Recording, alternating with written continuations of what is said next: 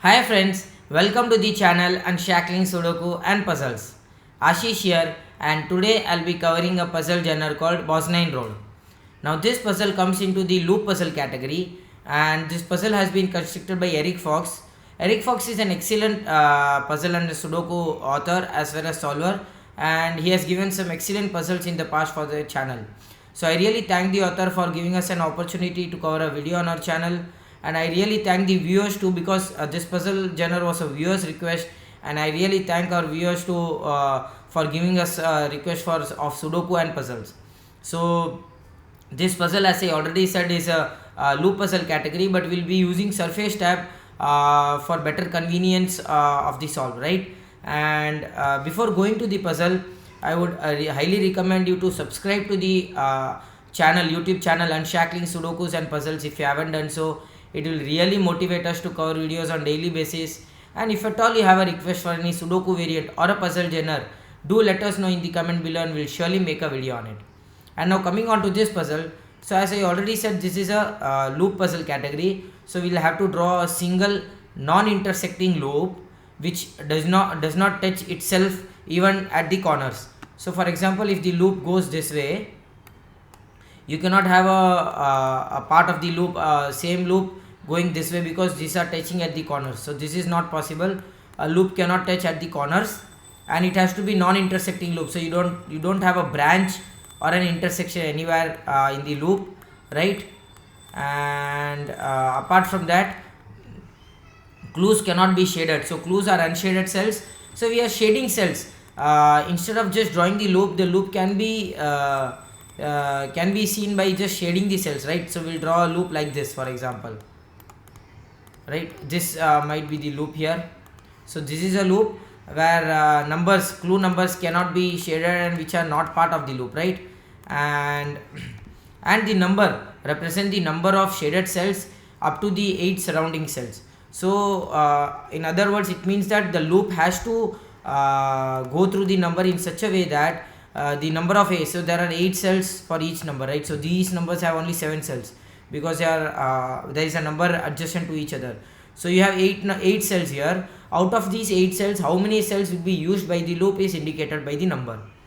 And the most important thing is that you don't have to have all the cells used at a stretch, right? You can have this way as well. You have a 2 cell used here and 3 cells used here by the loop. So this still counts as a 5, right? So the number indicates the number of cells used by the loop in the surrounding 8 cells. And with that, we'll start solving this puzzle. So I will again brief you with the rules.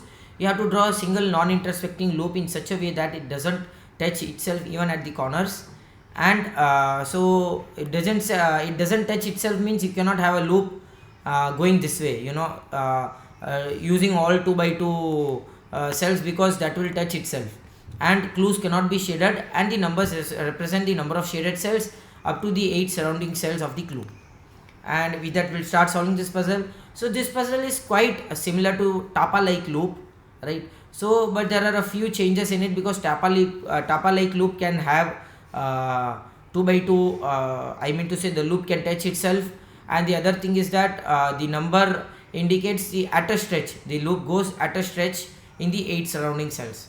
And you have even more than 2 clues in a Tapa clue, more than 1 clue in a cell in a Tapa clue, but all other things are same. So one thing that you usually see in a Tapa-like loop puzzle is that 1, you start with a 1, because of if a loop actually comes inside, so it is a loop, right? So wherever you start the loop, it has to end in the same place, and which means that there are no branches and something. So if a loop comes inside this way, it has to go up or down, and which means that the one will have 2 cells shaded in the surrounding cells.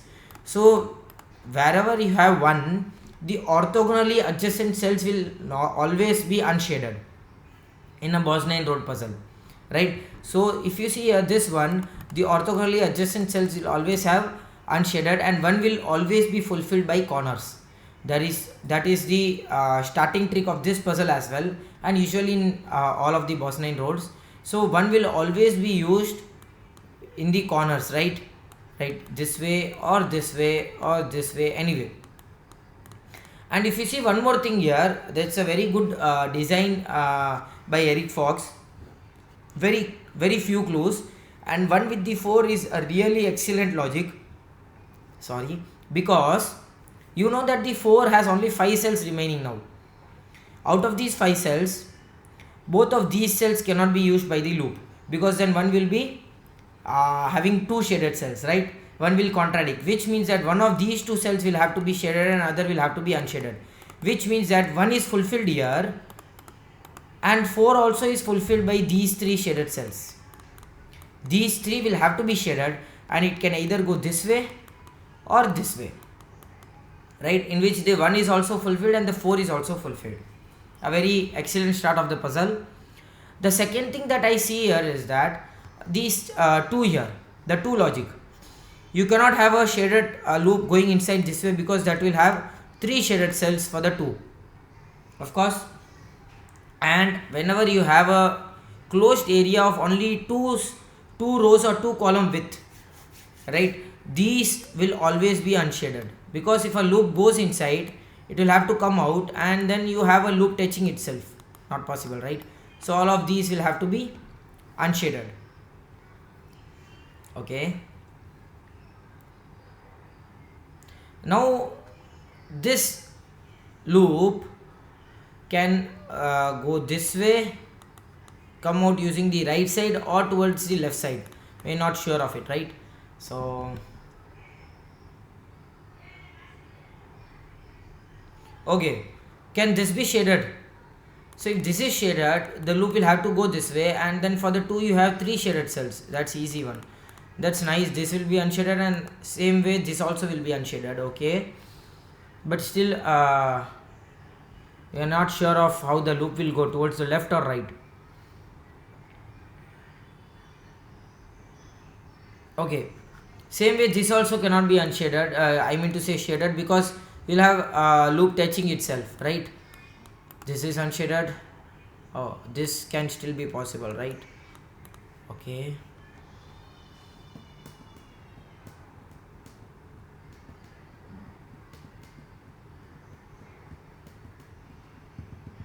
oh, there is a very good logic with 4 and 2, guys. Excellent logic. As we have done for 4 and 1, this can still work for 4 and 2. So a loop cannot come inside this way for the 2. What happens here is that the loop will go either go up or down, and that actually unshades all of these cells for the 2, and you have only 3 cells remaining for the 4. That's an excellent logic. So which means that this will be unshaded. That's nice.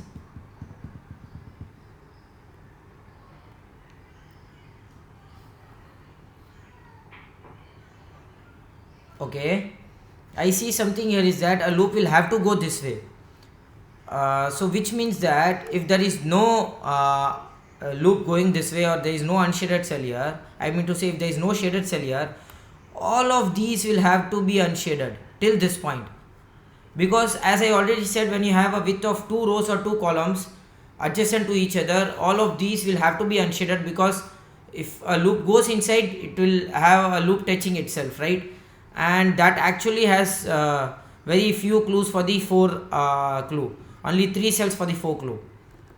I will again brief you with this logic. There's a very excellent logic here.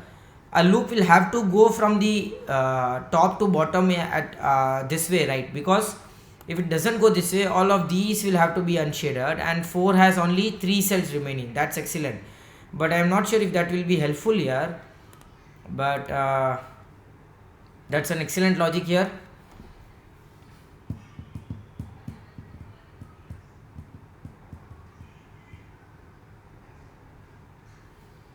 Okay,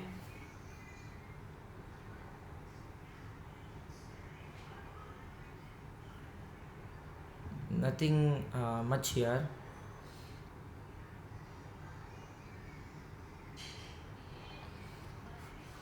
I suspect something with the 6 here. I assume there is something with the 6 here, because that's the only highest number here. Usually highest numbers help us solve easily.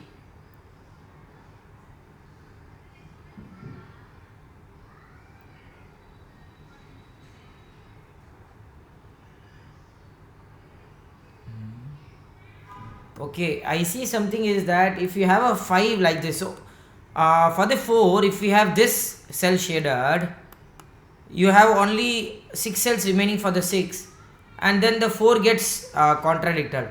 Or in other words, okay, that's a really good way to see.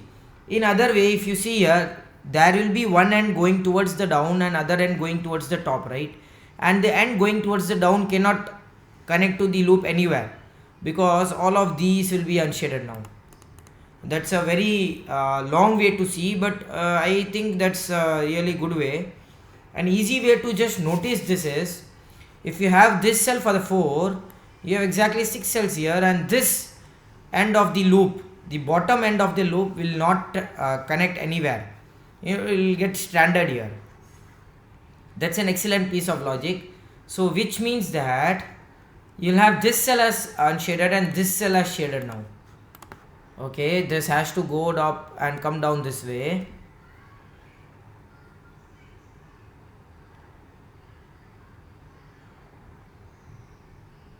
And for the 2, this will have to be shaded. If this is unshaded, you won't be able to fulfill the 2. You will have a endpoint of the loop stranded inside this cell, right?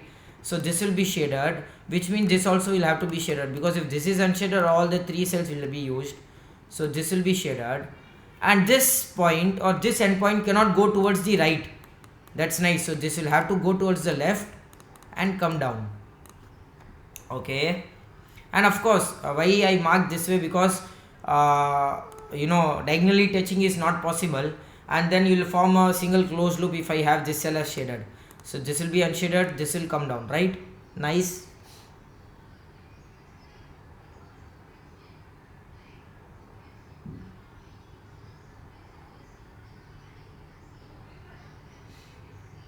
Excellent piece of logic again. Let me see it again. I'm getting confused a bit, but I think so that's a fine logic. That's a very good logic. Okay, yeah, see, excellent piece of logic. So we have already discussed that this loop and the bottom end of the loop, so I mean to say the bottom loop will have to touch here, right? So the bottom loop will surely have to touch here, and which means that this loop end cannot go towards the right. So what happens here is that if this top loop goes towards the right, there has to be this loop end going towards the right. You'll have 3 loop ends, or in other words, you have odd number of loop ends in the top bottom left. That's not possible. So this will have to come down. This will have to come down and not touch here, of course. This will again have to come down.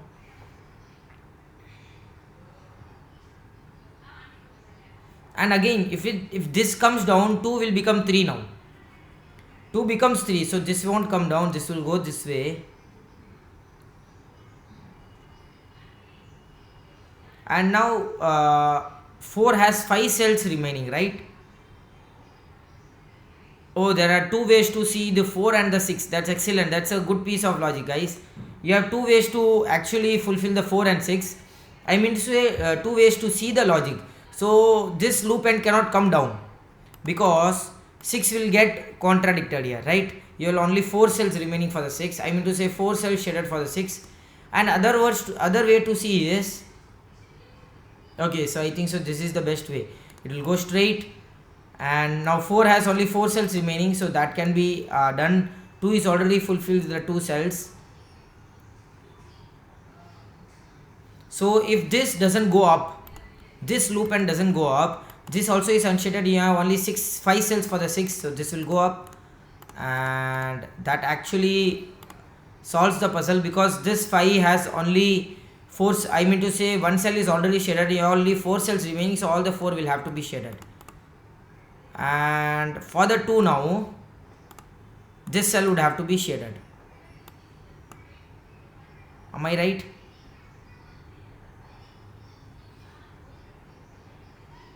Yeah. So the 6 is done, the 5 is done, the 2 is done, the 4 is done, this 2 is also done, and this 2 is also done. Yeah, that's an excellent piece of logic, guys. It was an excellent puzzle. So as you can see here, this is the way you solve a Bosnian Road puzzle. And if you see here the clue number, so 2 is using only 2 shaded cells, 6 is using only 6 shaded cells, 5 is using 1 here and 4 here, 2 is using 2 here, this 2 is using 2 here, and this 4 is using a 4 here, and this 4 is using a 4 here. So with that we complete this puzzle, guys. Excellent puzzle. So I hope you enjoyed this puzzle, and I hope you got how to solve a Bosnian puzzle, Bosnian Road puzzle. And this was an excellent puzzle by Eric Fox. So Eric Fox has a blog that in which he posts regular puzzles and Sudokus there, usually puzzles I would say, and excellent puzzles.